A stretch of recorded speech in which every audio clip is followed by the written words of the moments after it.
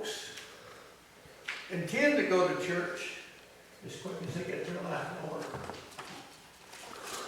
But likely as not, you'll see them 20 years later and they're going to go to church as quick as they get their life in order. So, we should put God's things first, and the other things will fall in together better than what we expect. You'll never do as good on your own as you will if you put God first in your life. God will help you work your life out. Now, He won't take all the persecutions away. There's a battle to fight in this life. But if you live holy, you'll fare better than if you live after the flesh. You know, we think, well, I'm going to quit drinking just as quick as me and the wife gets our problems straightened out. Be careful you never quit drinking because you get problems. Put God first, and then get things straightened out. We're still looking at the 5th chapter of Matthew. Now, I've gotten a little bit different than many Baptists and many Pentecostal people believe, and many holiness people, and many, there is a difference between the denominations calling themselves holiness and Pentecostal. Some say Pentecostal holiness, some Baptists, Primitive Baptists, Missionary Baptists, Regular Baptists, Primitive Baptists. So we have all kinds of little groups broke off among our faith that believes in the born again experience. Many times they bring with them little doctrines. And some of these doctrines actually originated in the Catholic Church. The Catholic Church in the early days began to teach that you could not be married except you was married in a Catholic church. Anybody married outside of the Catholic Church was not married. You were living in a state of fornication. You could not get married unless you were married by a Catholic priest. Impossible. Once you were married by a Catholic priest, you could not get a divorce. But for the important, the elite, them that the church was in approval of, they created another doctrine called an annulment. You can have your marriage annulled. Even though you've been married in a Catholic church by a Catholic priest, this marriage could be annulled. In essence, saying you were never married. Now, the Bible doesn't really teach that. God gave the covenant of marriage to Adam and Eve. And Adam said, for this cause shall a man leave father and wife and cleave to his wife, and they twain shall be one flesh. I've seen people, they went 20 years. They went to church. They got married when they was young. They had children. They went to church for years and years and years. Then all of a sudden, one of them decided we weren't never going to join together with God, so therefore we can just get a divorce because we weren't really joined together. People deceive themselves. God, the covenant of marriage joins you together. You voluntarily go into the covenant of marriage and have children. You're a husband and wife, whether you are a sinner, whether one of you is a Christian and the other is a sinner, whether you're both Christians. You chose to do this, so that's your husband, your wife.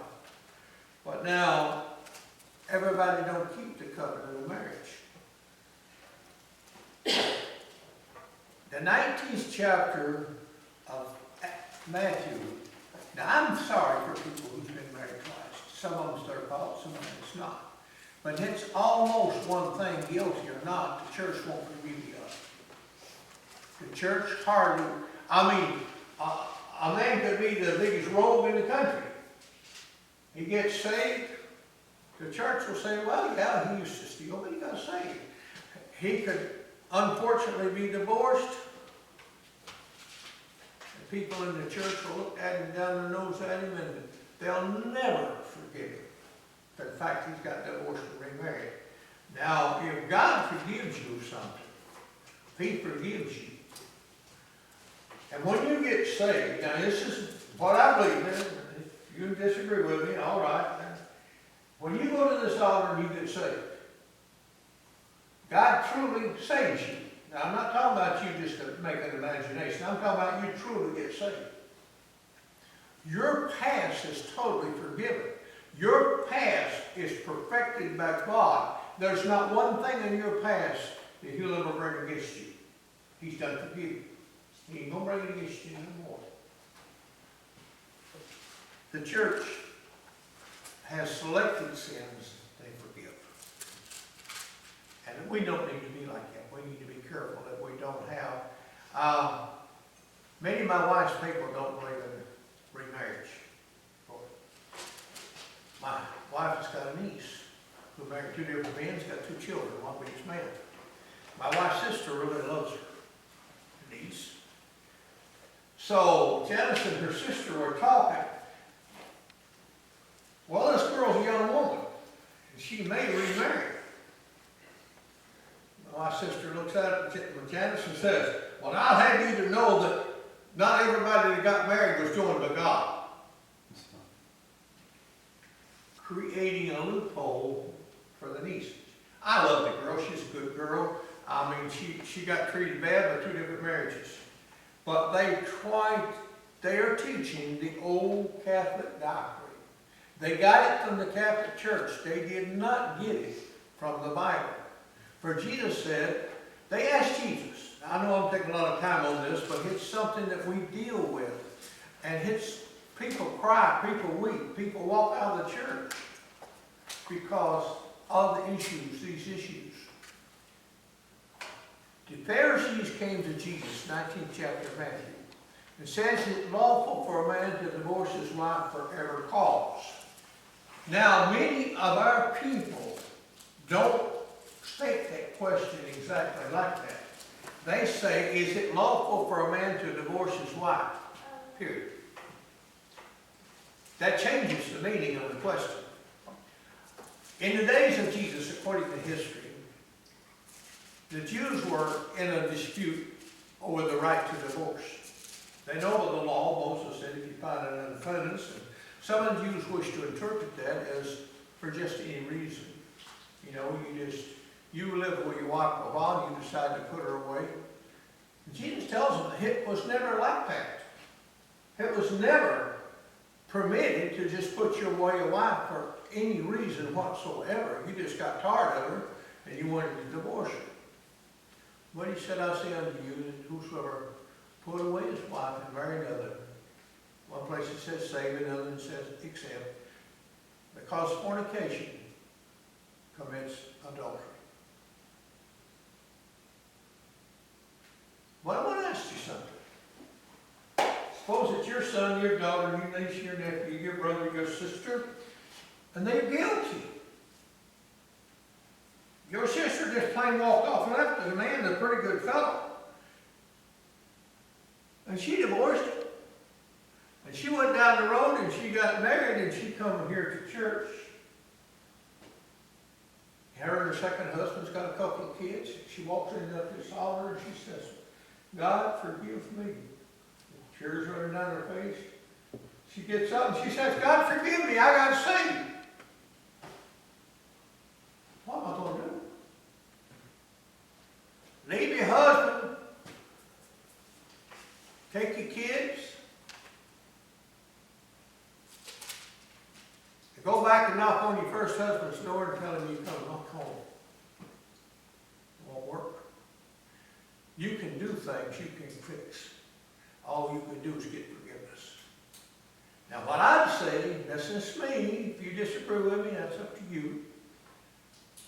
You'd look at your sister and you say, sister, God forgive you of the past. You go on to live holy and raise your family. That's what I would say. Because if you commit murder, you're a murderer. But you get forgiveness in the eyes of God, you're no longer a murderer. You commit adultery, you're an adulterer or adulteress. You get forgiveness from God, you're no longer adulterer or adulteress. But now don't misunderstand me here. sin can have terrible consequences sometimes for your whole life. I mean, if you run off and leave your husband and wife and their little children, and you'll never live it down. You might get saved, you might get forgiveness of it, you might go to church and actually live right, but you'll never live that act down. So it's best don't sin to begin with. Make sure who you marry, and once you marry them, stay with them, do it. Me and Janice was together 61 years and 9 months. Had she have lived, both of us lived, till another 20 years, it had been 81 years and 9 months. But that was as far as it went. You know, divorce and remarriage is a sad, sad situation, but it does happen. And God does forgive sin. Now, in the 6th chapter here of Matthew, it says, we got down there. Again, you have heard it said of them old, it's been said of them old, thou shalt not forswear thyself, but shalt perform unto God thine oaths. But I say unto you, swear not at all, neither by heaven, for it is God's throne, neither by the earth, for it is his footstool, neither by Jerusalem, for it is the city of the great king. Neither shalt thou swear by thy head, because thou canst make one hair white or black. Let your conversation be yea or nay, for whatsoever is more, thence cometh of evil. Now, you've heard people say, I'll swear on my mother's grave. I'll swear on my children. That's a sin to say that. That's just not right that we should say something like that. Myself, you don't have to follow my pattern, that's between you and God. I take this scripture pretty literally. I was summoned to a court trial. Middle County, I went up to court. Raise your right hand and swear. I said, I'm sorry, I won't swear, I'll confirm my oath. Judge said, okay. Afterwards, he said, I believe every word he said. So I myself, which, you know, with cursing and swearing, I swear, or cursing somebody saying blankety blank, you, these words should never come out of the mouth of a Christian person. It is, we don't have the ability, it's foolish statements. We haven't got the ability to make them right. We can't enforce them. It is just foolish, ignorant talk that is disrespectful from God, because we tie God in with an evil feeling. You've heard it said that it hath been said, an eye for an eye, and a tooth for a tooth, but I say unto you, you resist not evil, whatsoever thou shalt smite thee on thy right cheek, turn to him the other also. If then a man will sue thee at law, take away thy coat, let him have thy cloak also. Whatsoever thou shalt compel thee to go with him a mile, go with him 20. Give him that would ask of thee, and from him that borrow thee, turn not thou away. What do you think?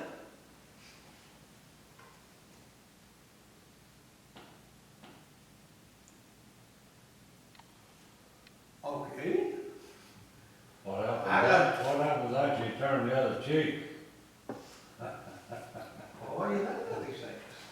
I mean, this is, how do we interpret the scripture?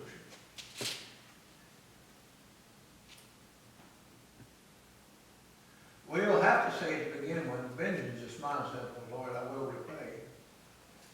When something hurts you pretty bad, if you're not careful, you'll set your heart out to take vengeance. I almost destroyed my life once for then saying something that bitterly upset me.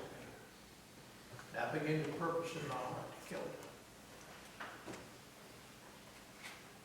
But I feared the judgment. Had I have let Satan told me off, I probably would have done it. It would have been murder.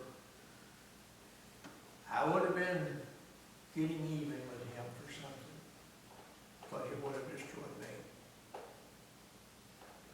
Might have went to prison for life. Might have went to the electric chair. That state had the electric chair. See, we can let passion rule our hearts and follow the lust of the flesh and totally destroy our lives and the lives of our families. Oh, what? I go over to Steve. He makes a lot of money. He drives a truck. He's got a big truck. Here I am. Now, I'm getting enough of a pension and Social Security to live. Oh, Steve. Honey, you got $50 you can loan me. Well, he probably, if he had the 50, he'd probably say, yeah. I'll pay you back 15th next month. 15th next month's go by. Don't say nothing. Go on October, November. Steve, you got $50 I can borrow. I'll pay you back. Should he give me the 50? He's got it in his pocket. Is he required to give me the second 50? Ain't one of us that would. But I believe there's a spirit of mercy. That we look at people and we judge them by mercy. But as far as supporting a drug habit, I don't believe we have to do it. And you can retaliate against people and destroy yourself. I think sometimes we need to check ourselves before we get even with people. If he smacks you on the right cheek, you know, you can turn and shoot him, kill him. What then? Sometimes we need to pray. We need to pray and watch and pray that you enter out into temptation. There's a lot of people, if they hadn't went down to the bar, wouldn't have gotten in a fight. There's a boy down here, one of his bar down here below Monroe, he went in there and they got in a fight. He cut the boy. He probably didn't mean to kill him. When he cut an artery, the boy bled to death. Got here 2, 3, 4 years ago here in Monroe County.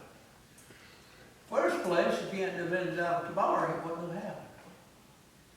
Watch and pray that you enter not into temptation.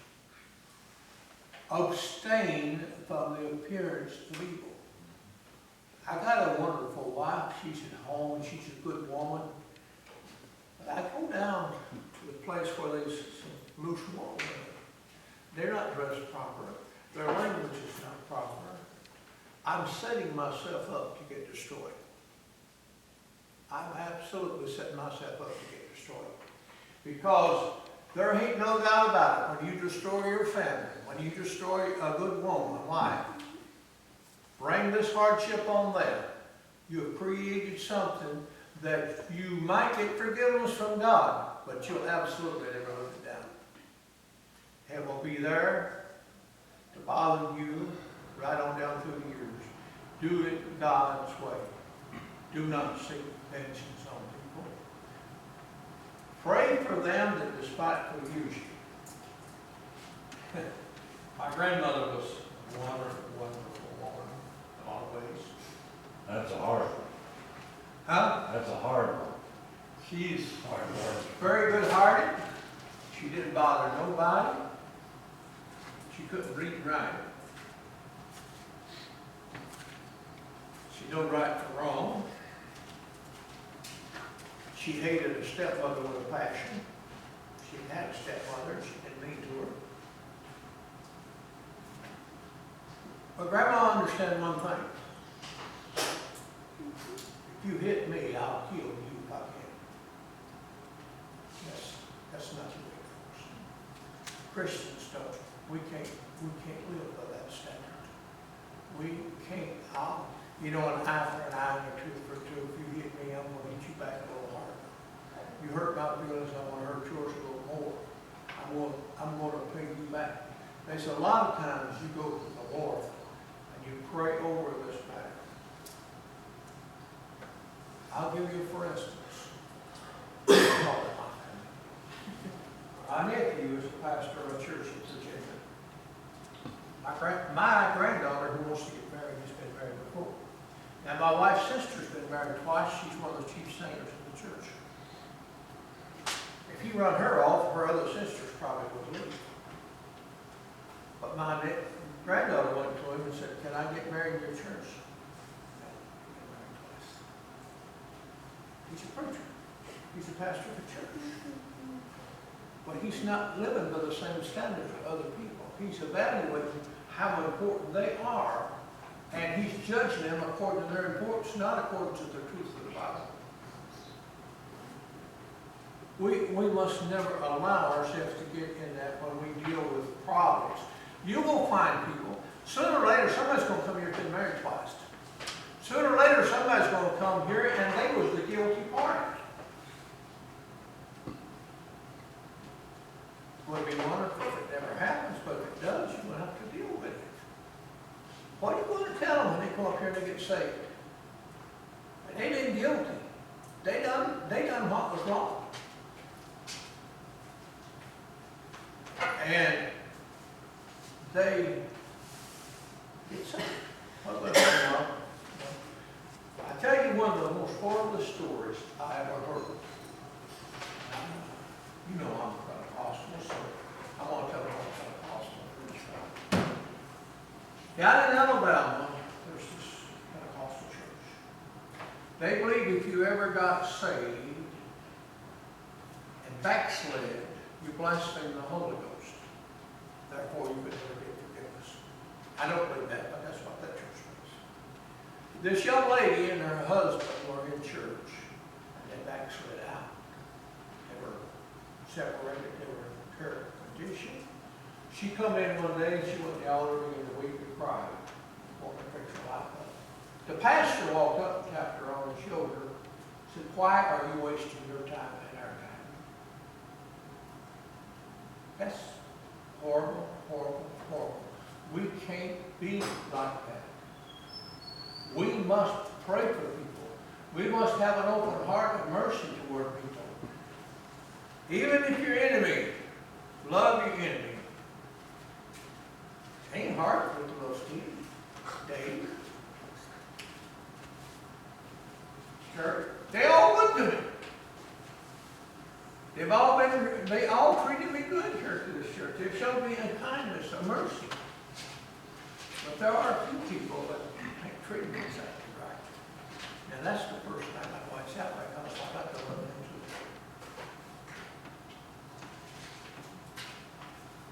too. You have heard that it's been said, thou shalt love thy neighbor and hate thine enemy. That's it. You love your enemies. Bless them and curse you. Do good to them that hate you, and pray for them that despitefully use you and persecute you, that you may be children of your Father which is in heaven. He maketh his sun to rise on the evil and on the good. He sends rain on the just and the unjust. Make sure that you treat people right. It's easy to see somebody down and out.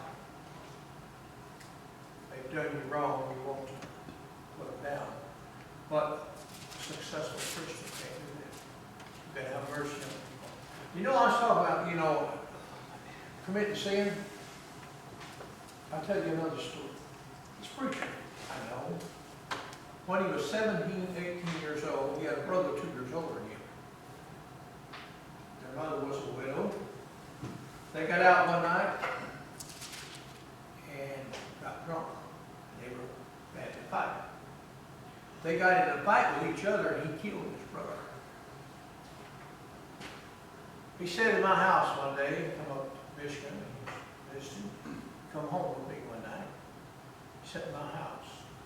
He said, Burton, God forgive me for killing my brother. But he said it was my brother. He said, sometimes I get up in the middle of the night. I can't sleep. I just walk down the road. Because he could not do what he done. Could God forgive him? Yes. As long as he walks in this life, he has that hanging over his head. I killed my brother. So when avoid doing wrong, the penalty you pay may be far greater. I'm sure that night when he took the first drink of whiskey, he knew it was wrong, but he never thought the penalty he would pay for what that getting drunk. Just that one night of promise.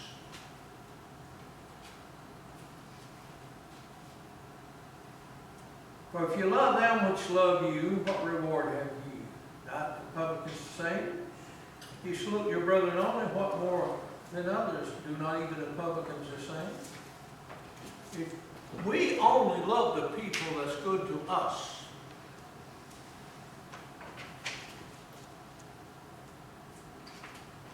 if the sinner person comes in here, they're going to not be what we approve of. We got to have a love for them. We got to have a hope that they'll come to y'all and pray to get their life straightened out. Be ye therefore perfect, as your Father which in heaven is perfect. Absolutely, you can't be perfect. Ain't nobody perfect. Be ye therefore perfect, even as your Father which is in heaven is perfect. That's what Jesus said. So let's look at that. If you go back to the original Greek language, which our Bible was translated from, and times of Christ there was no English language. Our language came into being after the days of the apostles. The Greek word actually means to be what you're supposed to, fully completely. Now, God can't be measured. To measure something, you've got to start with a beginning and an end. You can't measure God because you can't find the beginning of God, the end of God. But our wisdom and our understanding is limited. Some have more than others. Our abilities is limited. You and I are not permitted to do what we know is sin. You are not excused in doing it. If you live to what God has taught you, in His eyes, you're perfect. Will you make mistakes? Absolutely. Is there things you want to understand? Absolutely. Might you be going along and you get saved and did you ever learn after you got saved to lay something aside that you didn't pay no attention to when you first got saved? There were some things I had to take it on and I corrected. Oh, when I got saved, I know you wasn't supposed to cuss and lie and stuff like that. I know to quit that. That night, I got saved. But as I went along, there was adjustments in my life that the Lord taught me to change some things. And I suppose if I live another 20 years, I'll never get beyond the point of needing to learn, needing to make adjustments. Because I could never come to the level of God. But I can do what He has taught me to do. He's taught me that if a man looks on a woman and lusts after her, he's committed adultery in his heart. Do you know that's one of the most common sins that men and women commit? You know that's why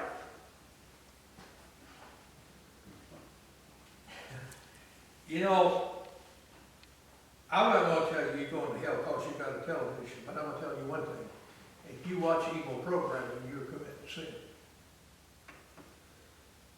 If you listen to evil programming on your radio, you're committing sin.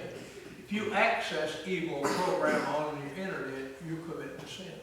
See, now Grandma didn't have that problem. She didn't have no radio, no television. She didn't have no internet. She didn't have no telephone.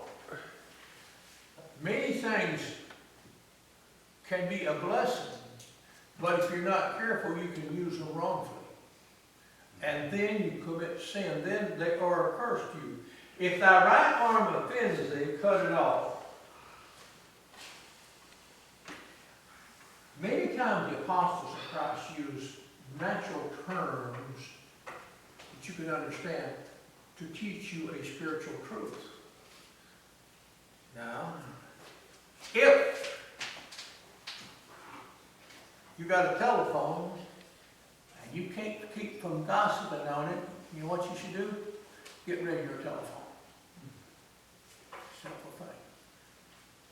Watch and pray that you enter not into temptation. You say, if I don't know where Steve likes to fish, and I probably does. But what would we think if 2 to 3 Sundays every weekends every month Steve's going fishing? He's a pastor in the church. Where's Steve? Well, he went fishing. Next Sunday, where's Steve? Well, he went fishing. Is it wrong to fish? No. He just don't have it under control. If he can't control it, what should he do? He should quit fishing. You please God first.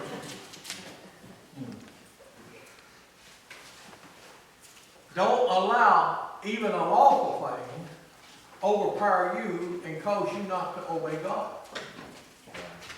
We know Steve couldn't effectively be a pastor, gone 3 weekends a month fishing. He just couldn't do his job. So, I had a friend who was a minister. He said, God condemned him fishing. Okay. I still like to fish once in a while like that. So I went to his house one day. He was living in Detroit.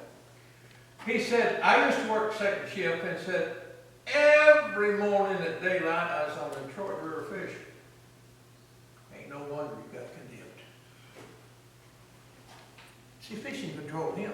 He didn't control the fishing. He controlled him. So when a lawful thing gets such a halt on you that interferes with you doing the will of God, you're going to have to do one of two things. You're going to have to bring it back in control, or you're going to have to quit fooling with it.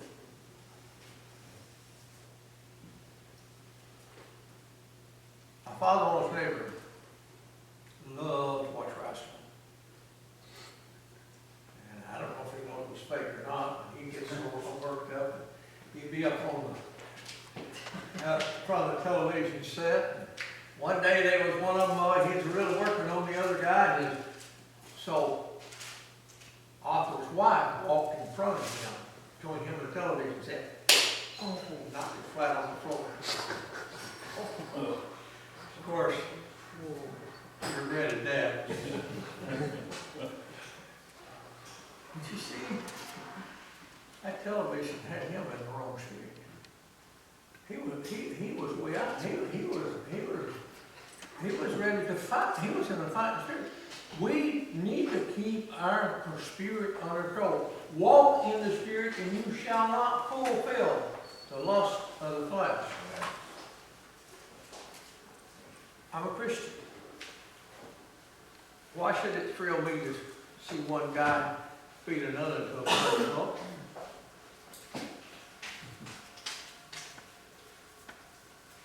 Why should I get all excited watching a bunch of women and their clothes is totally indecent?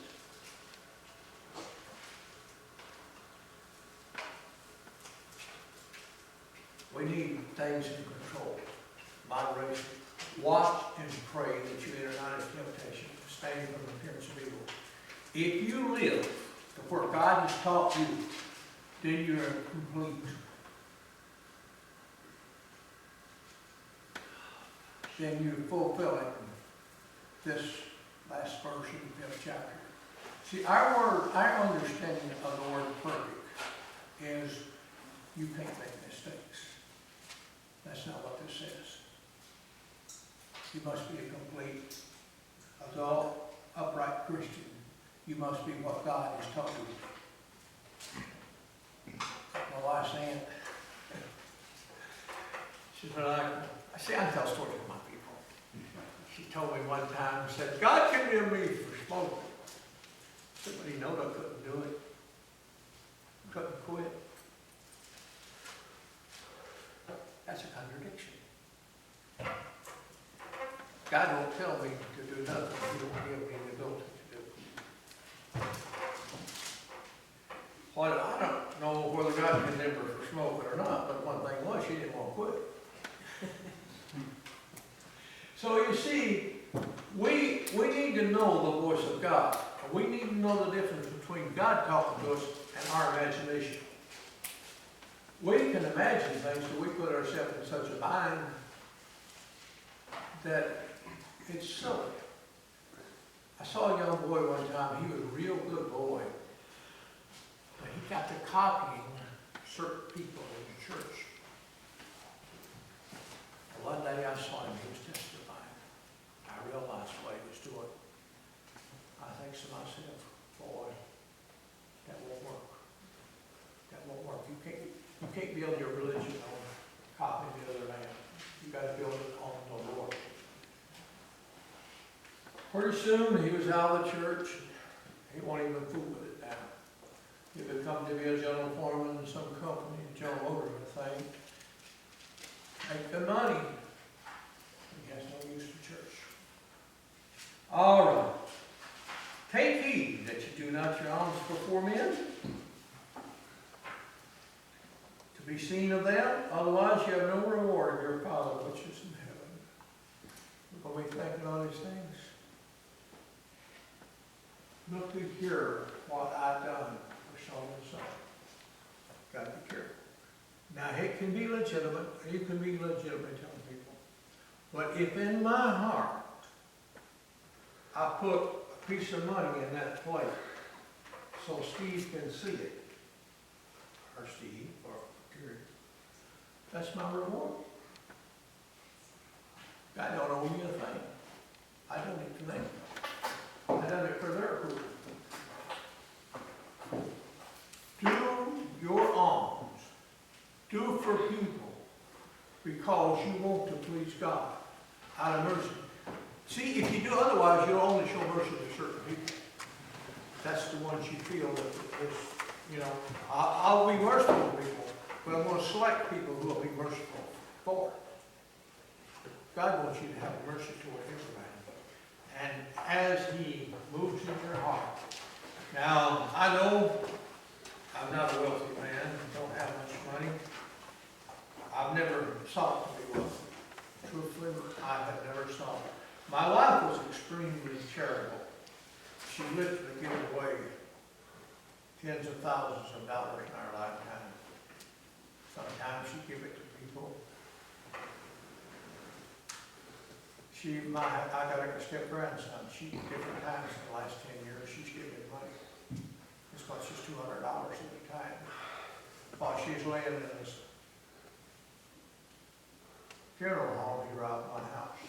I went through her purse, stole all her credit cards, her driver's license, ATM card. Leaving me for a moment there. I had to restrain myself. And I found out what he'd done.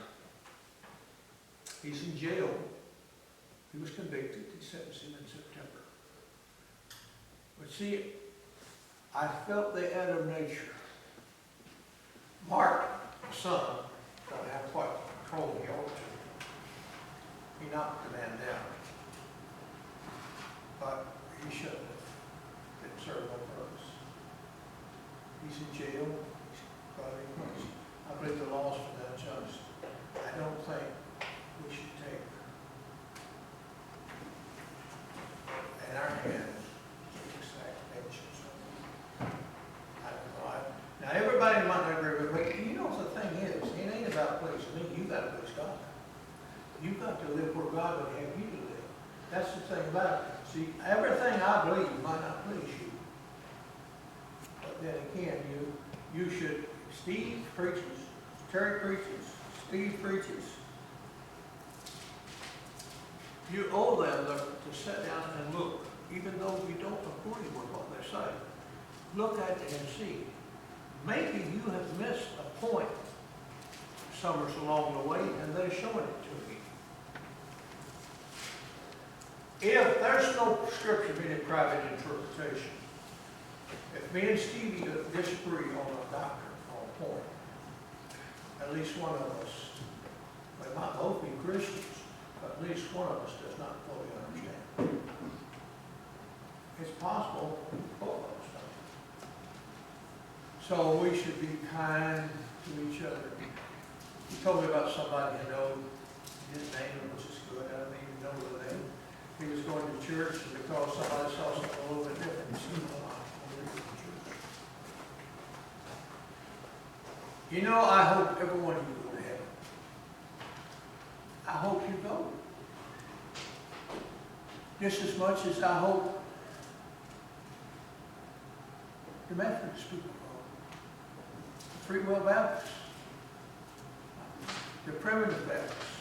Now, my grandpa was the phrase Primitive Baptist. What is to be, what will be, what ain't to be, can't be. Ain't no need to worry about it. God's going to save you. He's going to save you. You ain't got nothing. Don't worry about it. He's going to save you. He's got control. And if he ain't going to save you, ain't nothing you can do about it. Nobody. It's just going to whatever else says. That's the Primitive Baptist. Irresistible grace, which I don't agree with it, but I've seen some of them I believe got saved. Actually got saved and actually lived a different life. I hope everyone will go there. If I make it, I'll be blessed. And I don't want to worry about nobody else. So, I'm a little more, I'm not like the preacher I told you about now. As long as you're in this life, if you're doing something wrong, repent.